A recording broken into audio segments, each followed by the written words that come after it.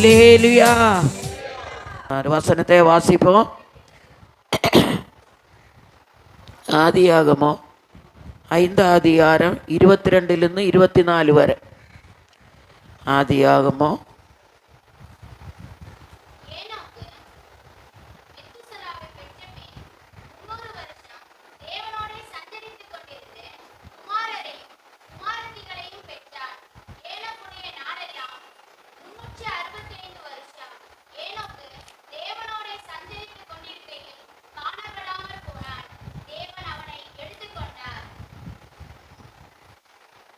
பரலோக பிதாவே, உயர்த்தெழுந்த காலை வேலைக்காக நன்றியோடு துதிக்கிறோம்.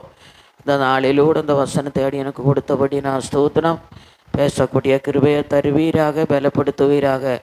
ஜனங்களுக்கு அது ஆசீர்வாதமாக இருக்கும்படி உதவி செய்யும். இயேசுவின் நாமத்தில் பிதாவே, ஆமென். ஆதியாகமம் 5ஆம் அதிகாரம் 22 24 வரை. டாபிக் என்னன்னு நினச்சுன்னா, பரத்துக்கு எடுத்து கொள்ளப்பட்டவர்கள் அவரை பற்றி தான். முதலாவது ஏனோக்கு எடுத்து கொள்ளப்பட்டார். பரத்துக்கு எடுத்து கொள்ளப்பட்டவர்களை பற்றி பேச போகிறோம். முதலாவது ஏனோக்கு பரத்தில் எடுத்து கொள்ளப்பட்டார். தேவனோட சஞ்சரித்து கொண்டிருக்கையில் காணப்படாமற் போனான். தேவன் அவனே எடுத்துக்கொண்டார். அப்போ ஆண்டவர் சொல்கிறாரு, பரிசுத்தம் உள்ளவன் இன்னும் பரிசுத்தமாகட்டும். பரிசுத்தமாக இருக்கிறவங்களுக்காகத்தான் கர்த்தர் வரப்போகிறார். வெளிப்படுத்தல் 21ஆம் அதிகாரம் 22ஆம் அதிகாரம் 11 12 வாசி.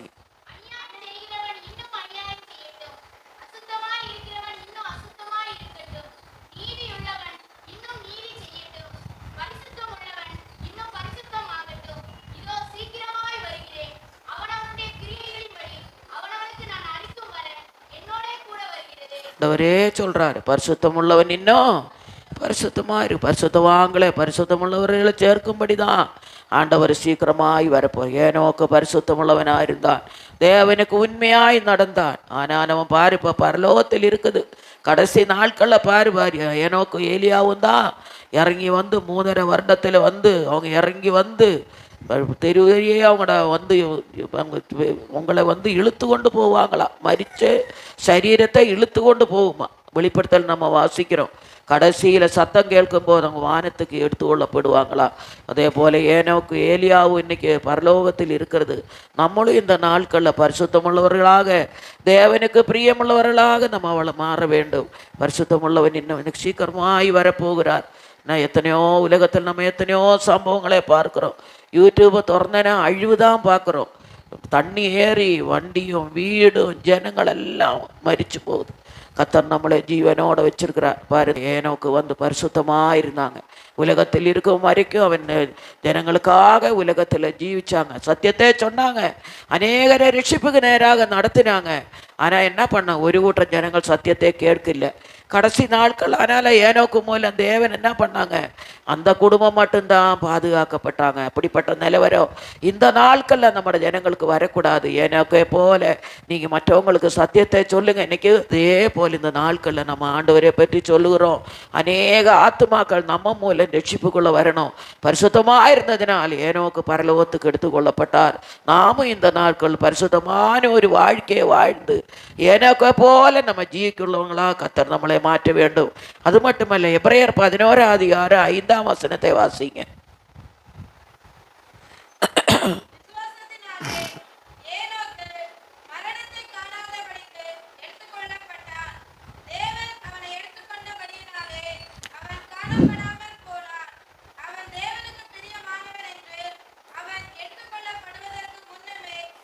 பாருங்களேன், ஒரு மனுஷன் மரிக்கிறதுக்கு முன்னதாகவே உலகத்தான் சொல்லுவாங்க. மரிச்சு കഴിഞ്ഞ பிறகு, ஐயோ அந்த மனுஷன் நல்ல மனுஷனாக இருந்தான்.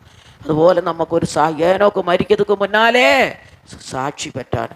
நம்மளை இந்த நாட்கள் அக்கம் பக்கம் இருக்கிற ஜனங்கள் நம்மளை பற்றி சாட்சி சொல்லணும். ஐயோ அவங்களா அம்மாவா ஐயாவா நல்லவங்க, இயேசுக்காக ஜீவிக்கிறவங்க. நம்மளை பற்றி நம்ம எதுக்கு நம்ம ஆண்டவரை தேடி வந்தோம்? உலகத்தில் நம்ம விக்கிரகங்களுக்கு அடிமையாக, பாவத்துக்கு அடிமையாக இருந்தோம். கொஞ்சம் பேரை தான் ஆண்டவர் தெரிந்து. ஒரு ஊரில் ஆண்டவர் சொல்கிறார், ஊருக்கு ஒருவரும் வம்சத்துக்கு இருவருமாக நான் உங்களை தெரிந்து கொண்ட. எரமையாவில் வாசிக்கிறோம். எல்லாரும் இந்த ரட்சிப்புக்குள்ளே வர முடியாது. குடும்பத்தில் எல்லாரும் இருந்தால் எல்லாரும் வர முடியாது. அவங்க நேசிக்கிறவங்க, ஆண்டவரை தேடுறவங்களை தான் இந்த நாட்கள் ஆண்டவர் வழி நடத்துவார். ஆனபடி இந்த ஆள் கிடைச்ச நாட்களில் அநேகருக்கு சத்தியத்தை சொல்லுங்க. நம்ம மரிக்கும் போது பாரு, அவர் என்ன சொல்கிறாரு, அவன் என்ன பண்ணான், அவன் எடுத்துக்கொள்ளப்படுவதற்கு முன்னமே அவனை பற்றி நல்ல சாட்சி கொடுத்தாங்க. அதே போல் നമ്മൾ மரிக்கிறதுக்கு முன்னாலே நம்ம ஜனங்கள் நம்மளை பற்றி சாட்சி சொல்லணும். அம்மாவா, ஐயாவா, அவங்க ஜனங்களுக்காக இருந்தவங்க நல்ல மனுஷருங்க. ஐயோ, அந்த குடும்பம் இருந்தால் எனக்கு ஒரு ஆறுதலாக இருந்திருக்குமே, அந்த அம்மா இருந்தால் எனக்கு ஒரு ஆறுதல். நமக்கு கொடுக்கறது இல்லை, அவங்களுக்காக ஜெபம் பண்ணுங்க. எப்படியானாலும் நம்மளை எப்படியெல்லாம் இருந்தோம், எப்படிப்பட்ட குழியில் இருந்தோம், உளையான சேற்றில் இருந்தோம், பாவத்தில் இருந்தோம், கத்தர் நம்மளை மன்னித்தாரு. இந்த பெரிதான ரட்சிப்பை கத்தர் நமக்கு கொடுத்தாரு. நமக்கு இருக்கிற சமாதான சந்தோஷம் யாருக்கும் கிடையாது. அவங்களுக்கு தெரியாது ஜெபம் பண்ணணும். உலகத்தாருக்கு ஒரு கவலை வந்தனா இதுக்கு முடிவு ஏதோ ஒரு மரணம் தான். ஆனால் நமக்கு அப்படி கிடையாது. எந்த துக்கம் வந்தனாலும் கொஞ்ச நேரம் போய் தேவசமத்தில் இருந்து முழங்கால் படிக்கிட்டு அழும்போது நம்ம துக்கத்தை எல்லாம் கத்தர் மாற்றுறார். நம்மட கண்ணீரெல்லாம் கத்தர் ஆண்டவர் சொல்றாரு, உன் கண்ணீரெல்லாம் துரித்தில வைத்திருக்கிறேன், ஒரு சொட்டு கண்ணீர் கூட கத்தர் பதில் தராம விடவே மாட்டார். நீங்க வடிக்கிற கண்ணீரெல்லாம் கத்தர் பார்க்குறார். நைட்டு எத்தனையோ பேர் எனக்கு தெரியும் கண்ணீர் விட்டு அழுது குடும்பத்தின் நிலவரங்களுக்காக, பிள்ளைகளுக்காக, வேலை இல்லையே, எத்தனையோ காரியங்கள் இருக்குது. ஆனால் கண்டிப்பாக இந்த கண்ணீருக்கு ஒரு நாள் கத்தர் பதில் அளிப்பார். கத்தர் நிச்சயமாகவே செய்கிறவர், நிச்சயமாகவே முடியுண்டு நம்பிக்கை வீண் போக. ஐயோ, நம்ம குடும்பத்தில் இந்த பிரச்சனை இருக்குதே, யாரால சொல்ல முடியும், நீ வேதனையோட வந்திருக்கிறாய். கத்தர் சொல்றாரு, நம்ம வாழ்க்கை மற்றவங்களுக்கு ஒரு ஆசீர்வாதமாக இருக்கணும். மரிக்கிறதுக்கு முன்னதாகவே மற்றவங்களுக்கு ஒரு சாட்சியுள்ள வாழ்க்கையாக, குடும்பத்துக்கு ஒரு சாட்சி, அக்கம்பக்கத்துக்கு ஒரு சாட்சியுள்ள வாழ்க்கையாக கத்தர் நம்மளை மாற்ற வேண்டும். ஏனோக்கு அப்படி வாழ்ந்தான். ஏனோக்கே போல நம்ம இந்த நாட்கள் அவன் எடுத்துக்கொள்ளப்படும் முன்னாலே அவன் சாட்சி பெற்றான். அதே போல ஏனோக்கு பரத்துக்கு எடுத்து கொள்ளப்பட்டான். ரெண்டாவது எலியா எடுத்துக்கொள்ளப்பட்டான். 2 ராஜா 1 அதிகாரம் 2 ராஜா 2 அதிகாரம் 1 வசனத்தை வாசி. 2 ராஜா 2 அதிகாரம் 1 வசனம்.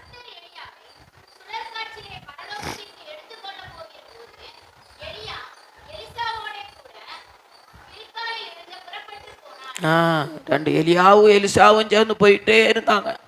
அப்போ தான் திடீர்னு என்ன பண்ணாங்களா, எலியாவே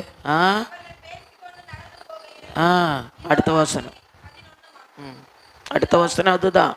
2 ராஜா 2:11 தான் அடுத்த வசனம். வாசிங்க.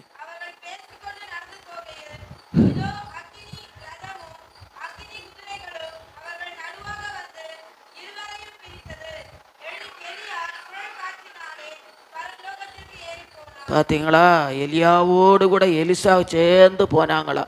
அவன் எலியாவுக்கு இருக்கிற அற்புத அடையாளங்கள் இவருக்கு கிடைக்கணுமே, எனக்கு அதில் ஏதாவது கிடைக்குமான்னு அவன் வேதனையோடு அவர் கூட நடந்து கொண்டே பேசிக்கொண்டே நடந்து போயிட்டு இருக்கும்போது இதோ அக்கினி ரதமும் அக்கினி குதிரைகளும் அவர்கள் நடுவாக வந்து இருவரையும் பிரித்ததா. எப்படி இருக்கும், இயேசுவானவர் பரலோகத்து போன போல கதை இது. திடீர்னு பிரிஞ்சு அவர் வானத்துக்கு எடுத்து கொள்ளப்பட்டார். அதே போல் இந்த நாட்களில் ஏனோக்கை போல எலியாவே போல நம்ம இந்த நாட்களில் தேவனோடு இருக்கணும், தேவனோடு சஞ்சிக்கணும். நமக்கு கஷ்டங்கள் இருக்குது, வேதனைகள் இருக்குது, போராட்டங்கள் இருக்குது, பிரயாசங்கள் இருக்குது. எலியா போல நம்ம ஜீவிப்போம். நம்மளை தேவனோடு சேர்ந்து, எலிசாவோடு கூட சேர்ந்து இருந்தான். ஆனால் அதே எலிசாவே பிடிச்சு கொண்டான். அதே போல எலியாவே போல எலிசாவே போல இந்த நாட்கள் ஒரு நற்சாட்சி பெற்ற ஜீவியம் கத்தர் நமக்கு தர வேண்டும். கத்தர் எலியாவே சுழல் காற்றில் பரலோகத்துக்கு எடுத்துக்கொள்ள போகிற போது எலிசாவோடு கூட கில்காலில் இருந்து புறப்பட்டு போனான். அவர்கள் பேசி கொண்டு நடந்து போகையில் இதோ அக்கினி ரதமோ அக்கினி குதிரைகளும் அவர்கள் நடுவாக வந்து இருவரையும் பிரித்தது. எலியா சுழலி காற்றில் எங்கே போச்சா, பரலோகத்து. முதலாவது யார் ஏறி போனாங்க பரலோகத்துக்கு, ஏனோக்கு. ரெண்டாவது எலியா ஏறி போனாங்க. அந்த எலியாவோட எலிசா இருந்தான். அவங்க கேட்குற, ஆண்டவரே எனக்கு அந்த முன்னுக்கு இருக்கிறதான அபிஷேகத்தை, வல்லமே, கிருபையை எனக்கு தருவுன்னு சொல்லி எலியா கிட்ட கேட்டான். ஆனால் எலிசா என்ன பண்ண, போகும்போது என்ன கொடுத்தாங்களா, போர்வையே அவன் மேலே போத்தினதை கொடுத்தான். அதே நாட்களில் எனக்கு ஆண்டவரே இந்த அந்த பரிசுத்தவான்களே போலுள்ள கிருபைகளை எனக்கு தாருமாப்பா. நான் உலகத்தில் இருக்கும் வரைக்கும் அநேக அற்புதங்கள் செய்யணும், அடையாளங்கள் செய்யணும், என்னே பார்க்கிற ஜனங்கள் ரட்சிப்படையணும். நம்ம பெரிய பரிசுத்தவான்கள் கிடையாது. இயேசுவை தவிர, ஐயா சொன்ன போல இயேசுவை தவிர யாரும் கிடையாது பரிசுத்தவான். எல்லாரையும் கத்தர் நீதிமான்களாக மாற்றுவார். நம்ம ஆண்டவரை தேடி வந்திருக்கிறோம். இதுவரைக்கும் கத்தர் நம்மளை நடத்தினாங்க. நம்ம குறையுள்ளவங்க தான், குறையில்லாதவங்க யாரும் கிடையாது. போன வாரம் யாரும் என்ன கிட்ட ஒருத்தவங்க சொன்னாங்க, இல்லை நான் அப்போ சொன்னேன், மனுஷரில் குறை இல்லாதவங்க இல்லை, நானும் எனக்கும் குறை இருக்கிறதுனால தான் கத்தர் இங்கே வச்சிருக்கிறார், இன்னும் கொஞ்ச நாள் இருன்னு சொல்லிட்டு. ஆனபடினால் நம்ம குறைகள் முடிஞ்சு பரிசுத்தப்பட்டனா இந்த உலகத்தில் அவர் வைக்க மாட்டார், அவர் பரலோகத்தில் எடுத்துக்கொள்ளுவார்.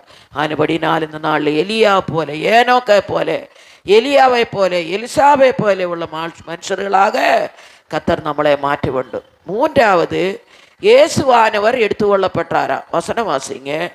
லூக்கா 24:51. லூக்கா 20.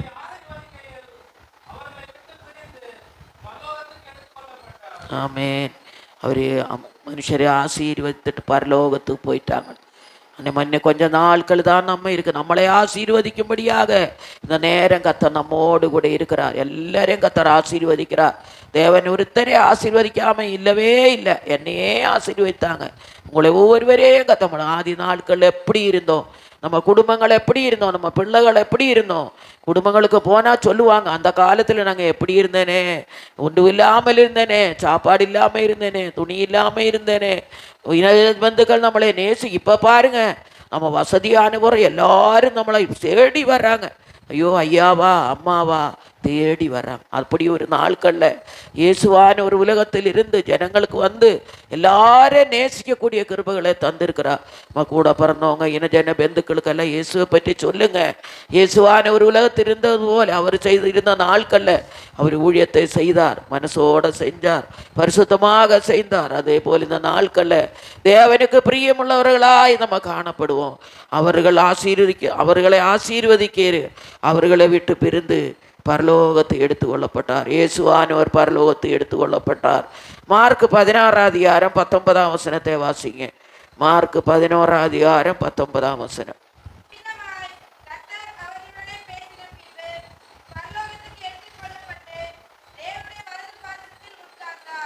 இயேசுவானவர் பரலோகத்துக்கு எடுத்துக்கொள்ளப்பட்டு எங்க போய் உட்கார்ந்தாரா? பிதாவின் வலது பார்சத்தில் உட்கார்ந்து இருக்கிறார். மறுபடி அவர் சீக்கிரமாய் வரப்போகிறார் நம்மளை சேர்க்கும்படி. ஆனபடினால கத்தர் இந்த நாட்களில் நம்ம இருக்கிற நாட்களில் பாருங்க, ஆண்டவரை பற்றி சொல்லுங்க, இயேசுவை பற்றி சொல்லுங்க. இயேசு வரப்போகிறார், இயேசு நல்லவர், இயேசு நல்லவர், இயேசு உன்னே நேசிக்கிறாருன்னு சொல்லுங்க. ஐயாவோட அப்படிதான் நேற்றைக்கு சொன்னாங்க. உங்களுக்கு இயேசுவை பற்றி சொல்லுங்க. இயேசுதான் ரட்சகர். இயேசு இல்லாமல் இருந்து உலகத்தில் நம்மளால் ஜீவிக்க முடியாது.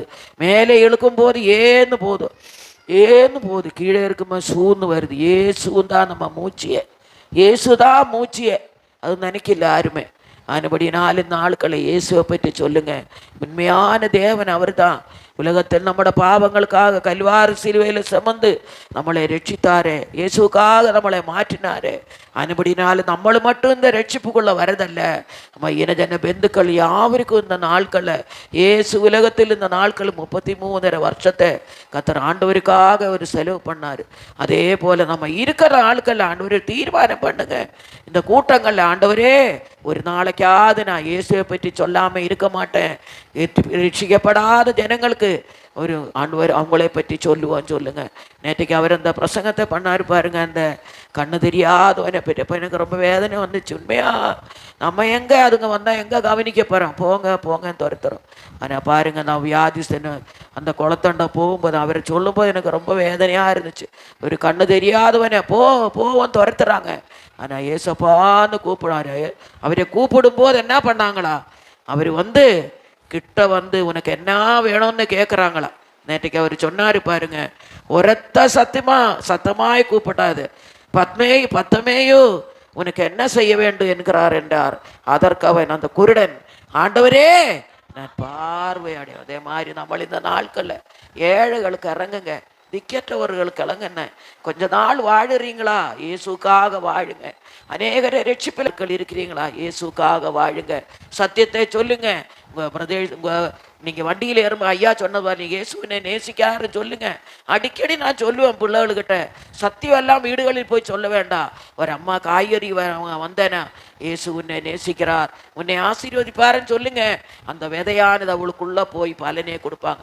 சாம்சுந்தரை அடிக்கடி சொல்லும் எங்கள்கிட்ட, நீங்கள் வீட்டுக்கு வர்றாங்க ஒரு அம்மா கிட்ட காய்கறி எடுத்துகிட்டு வரீங்களா, மீன் எடுத்துகிட்டு வருவாங்களா, இயேசுவை பற்றி சொல்லுங்க. ஒரு ஆத்மா ரட்சிக்கப்படையே போல இந்த நாட்களில் எத்தனையோ இடத்துல வேலை செய்கிறீங்க, கம்பெனியில் வேலை செய்கிறீங்க, பெரிய பெரிய இடங்களில் கர்த்தர் உங்களை உயர்த்தி வைத்திருக்கிறீங்க. இயேசுவை பற்றி சொல்லுங்க. உங்களையே ஒரு சாட்சியாய் கர்த்தர் அந்த இடத்துல மாற்றுவார். அதுபடினால பாரு, ஏனோக்கு தேவனுக்கு உண்மையாயிருந்தான், பரிசுத்தமாயிருந்தா எடுத்து கொள்ளப்பட்டான். எலியா தேவனுக்கு உண்மையாயிருந்தான், எலிசா தேவனுக்கு உண்மையாயிருந்தான், கர்த்தர் அவங்களை எடுத்துக்கொண்டார். இயேசுவானவரை எடுத்து கொள்ளப்பட்டார். அவர் பரிசுத்தமான வாழ்க்கை செஞ்சதுனாலே பரலோகத்தை அவர் எடுத்து கொள்ளப்பட்டார். அவர் இப்போ எங்கே இருக்கிறாரா? தேவனோட வலது வாரசத்தில் வீட்டிருக்கிறார்.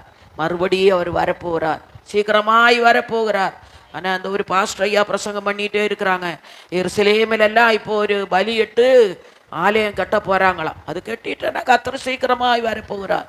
ஆனால் ஆண்டவரோட வரியோடு நம்ம நெருங்கி இருக்கிறோம். அப்புறம் இன்னொரு வசனத்தை வாசிங்க, அப்போஸ்தலர் 1:9.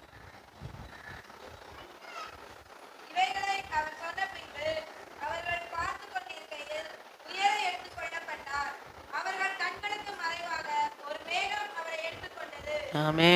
நான் பண்ணா பேசிக்கொண்டிருக்கும் போதே பரலோகத்தான். சின்ன பிள்ளையா இருக்கும்போது ஊழியத்துக்கு வந்தேன். வீட்டுக்கு போகும்போது விசுவாசியோட வீடலை இந்துக்கட வீட்டுக்கு போனால் இந்த வசனம் எடுத்து என்ன கேட்பாங்க, உங்கள் பைபிளில் சொல்லியிருக்கிறாங்களே இயேசுவானவர் போனாங்களா, நீங்கள் பார்த்துட்டு இருக்கும்போது மேலே போச்சா, அவர் மறுபடியும் அந்த நம்பிக்கை தான் எங்களுக்கு சொல்லி அவங்க என்ன கேட்பாங்க, இப்படி சொல்லியிருக்கிறாங்களே உண்மையான்னு. உண்மையாக நம்ம விசுவாசிக்கிறோம். இயேசுவானவர் பரலோகத்துக்கு எடுத்து கொள்ளப்பட்டார். மறுபடியும் ஆண்டவர் சொல்கிறார், கர்த்தர் சீக்கிரமாக வரப்போகிறார். கொஞ்ச நாட்கள் தான் இருக்கிற நாட்களில் நீங்கள் அநேக ஆத்மாக்களை ரட்சிப்புக்கு நேராக நடத்துங்க. என்ன பெந்துக்கள் எல்லாம் ரட்சிப்புக்குள்ளே வரட்டும்.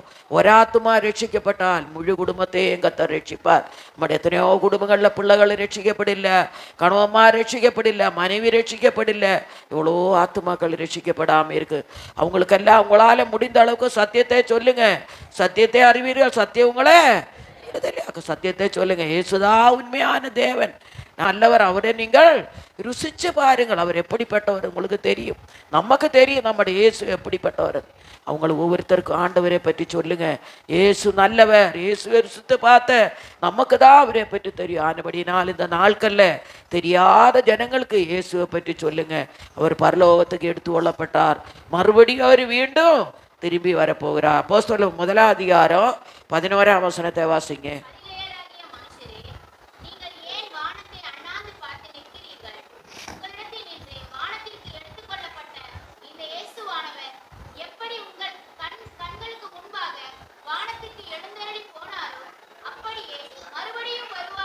அப்போ ஆண்டவர் என்ன பண்ணாரா, மறுபடியும் வரப்போகிறார். இயேசு எப்போ வருவார், எப்போ எப்போ எப்போ வருவார் என்று ஏங்குதேயுள்ளோம். எப்போ எப்போ வருவார் என்று ஏங்குதேயுள்ளோம். ஏன் அப்பன் முகம் காண அங்க ஆய்க்குதேயுள்ளோம். ஏன் அப்பன் முகம் காண அங்கே ஆய்க்குதேயுள்ளோம். ஓ எப்போ எப்போ வருவார் என்று ஏங்குதேயுள்ளோம். எப்போ எப்போ வருவார் என்று ஏன் அப்பன் முகம் காண அங்க ஆய்க்குதேயுள்ளோம். ஏன் அப்பன் முகம் காண அங்க ஆய்க்குதேயுள்ளோம். நம்ம எல்லாரும் நினைக்கிறோம் இந்த உலகத்தில் எங்கே இருந்தால போகிறோம், இன்னும் எவ்வளோலாம் அனுபவிக்க முடியுமோ அதெல்லாம் அனுபவிக்கலான்னு. நான் அடிக்கடி நினைப்பேன், எங்கள் அம்மா அப்பா சகோதரங்கள் எல்லாம் இறந்துட்டாங்க நிறைய பேர். அப்போது எனக்கு அந்த காலத்தில் இதெல்லாம் தெரியாது, இப்போ தெரியும். நம்ம மரித்து பரலோகத்துக்கு போனால் அவங்கள பார்க்கலாமா, ஆனால் நம்மக்கிட்ட வரமாட்டாங்களா, அவங்கள தூரத்துலேருந்து பார்க்கலாமா, எல்லாரையும் பார்க்கலாமா. ஆனபடி இந்த நாட்களில் கத்தர் நம்பிக்கை நம்ம ஆரும் இந்த உலகத்தில் இருக்க போறதில்லை. எல்லாரும் ஒரு நாள் பரலோகத்தில் போகிறோம். இயேசுவானவர் பரலோகத்து போய் மறுபடியும் வரும்போது நம்மளையும் கத்தர் எடுத்துக்கொள்வார். ஆனபடினாலே பரிசுத்தம் உள்ளவன் இன்னும் பரிசுத்தமாக இருக்கட்டும். கத்தர் சொல்றார், பரிசுத்தத்துக்காக நம்ம ஜீவிப்போம். நம்மளே மூலம் ஒரு ஆத்மா ரட்சிப்பு. நீங்கள் இந்த நாளில் பொருத்தனை பண்ணுங்க. நீங்களும் பாருங்க, இந்த நாட்களில் ஒரு ஆத்மா ரட்சிக்கப்படலையா, கூட்டிட்டு வாங்க. உங்களால் தெரிஞ்ச சத்தியத்தை அவங்களுக்கு சொல்லுங்க. உங்களால் ஏண்ட உதவிகளை செய்யுங்க. கத்தர் சொல்றாரு, ஒரு நாள் அவர் செய்கிற கிரிகளை மறந்து விடுறதுக்கு நீங்க ஒருத்தருக்கு ஒரு நன்மை செஞ்சேன்னா கண்டிப்பா கத்தர் உங்களுக்கு அது திருப்பி தருவார். நான் சில நேரத்தில் நினைப்பேன், ஏதாவது ஒரு பொருள் யாருக்காவது கொடுத்துட்டேன்னா, அது கொடுத்துட்டேனே ஆண்டவரே இல்லையேன்னு நினச்சேன்னா, நம்ம நினைக்கிறதுக்கு மேலாக அதுக்கு மேலான ஒரு பொருளை கத்தர் நமக்கு தருகிறார். நம்ம நினைக்கிறதுக்கு உபரியான காரியங்களை கத்தர் நம்மட வாழ்க்கையில் இதுவரைக்கும் கத்தர் செய்தார். ஆனபடினால் இயேசுவான பரிசுத்தமாக இருந்ததான ஏனோக்கை போல, எலியாவை போல, இயேசுவை போல இந்த நாட்களில் கத்தர் நமக்கு ஜெயிக்க கத்தர் உதவி செய்ய வேண்டும். அவர் பரலோகத்து போனார், மறுபடியும் அவர் மீண்டும் வரப்போகிறார். அப்போ நம்ம பரிசுத்தமாக இருந்தால் தான் எக்காலம் துணிக்கும் போது அவரோட வழியில் நம்ம போக முடியும். அதுபடி நான் நள்ளிரவோ விடிய காலமோ நடுராத்திரியோ எந்த நேரம் வருவோம் தெரியாது. ஆயத்தமுள்ளவராயிருங்க. இந்த கூட்டம் முடியன நீங்கள் ஒவ்வொருவரும் கத்தர் சமூகத்தில் ஒப்புடுங்க. ஆண்டவரே, எப்போ வந்தாலும் நாங்கள் உண்மையை சந்திக்கணும், அநேகருக்கு சத்தியத்தை சொல்லணும், இயேசுவை பற்றி ஒரு முடிவெடுங்க. நீங்கள் நான் மட்டும் சும்மா இருக்க மாட்டேன், மற்றவங்களுக்கு சத்தியத்தை சொல்லணும், அவரை இயேசுவண்ட வழி நடத்தணும் சொல்லுங்க. அடுத்து இன்னொரு வசனத்தை வாசிங்க. முதலாவது ஏனோக்கு எடுத்துக்கொள்ளப்பட்டார், ரெண்டாவது எலியா எடுத்துக்கொள்ளப்பட்டார், மூன்றாவது இயேசுவானவர் எடுத்துக்கொள்ளப்பட்டார், நான்காவது நாமும் எடுத்துக்கொள்ளப்பட வேண்டுமா? வசனத்தை வாசிங்க. 1 தெசலோனிக்கர் 4:16-17 வசனத்தை வாசிங்க. 1 தெசலோனி 4:16-17.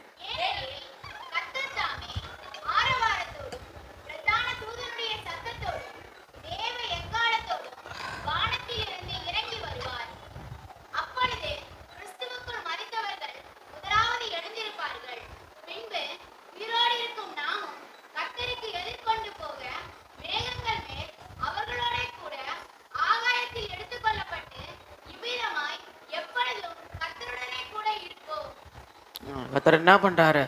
கத்தர் தாமே ஆரவாரத்தோடும் பிரதான தூதண்ட சத்தத்தோடும் தேவ எக்காலத்தோடும் எங்க வருவாரா? வானத்திலிருந்து இறங்கி வர. கிறிஸ்துவுக்குள் மரித்தோரெல்லாம் எங்க போவாங்க? பரலோகத்து. பின்பு உயிரோடு இருக்க நாமும் கத்தருக்கு எதிர்கொண்டு போக மேகங்கள் அவர்களோடு உடனே கூட ஆகாயத்தில் எடுத்து கொள்ளப்பட்டு இவ்விதமாய் எப்பொழுதும் கத்தருடனே கூட இருப்போம். இந்த நாட்களில் ஆண்டவரோட வருகைக்காக நம்ம இருப்போம். உயிரோடு இருக்கிற நாம் இயேசு எப்படி வருவார், எப்பொழுது வருவார், ஆண்டவரே அவர் வரும்போது என்னே நீர் ஆயத்தப்படுத்தும் சொல்லி அவரோட சமத்தில் நம்ம ஒப்பு கொடுப்போம்.